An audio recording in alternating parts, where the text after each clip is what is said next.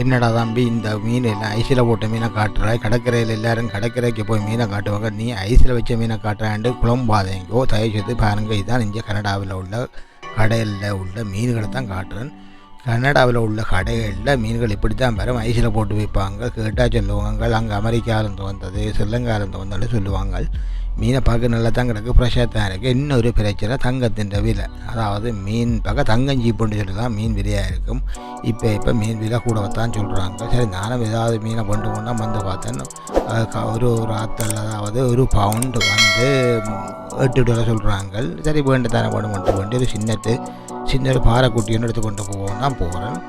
இதை பற்றி நீங்கள் என்ன நினைக்கிறீங்க? ஊரில் இருந்தால் நல்ல மீனை வண்டி சாப்பிடுவீங்க, கடற்கரையோடு இருந்தால் கடற்கரையில் போய் வண்டி வெட்டி சமைச்சு சாப்பிடுவீங்க. இங்கே பாருங்கள், நண்டு கலரால் தான் கொண்டு வந்து ஐஸ் போட்டு வச்சுருக்காங்க. சரி, இதான் நிலைமை. வெளிநாட்டு வாழ்க்கையிலலாம் இப்படித்தான். நம்ம இது இப்போ இருந்தவனுக்கு தெரியும். வேற நினைக்கிறவங்களே பார்த்துட்டு வாங்க, வரைக்கும் மீனை சாப்பிட்டுட்டு வாங்க. வெளிநாடு இப்படித்தான். சரி, இதை பற்றி நீங்கள் என்ன நினைக்கிறீங்கன்ட்டு மறக்காமல் சப்ஸ்கிரைப் பண்ணி போட்டு போங்க. மற்றொரு படியில் சந்திப்போம்.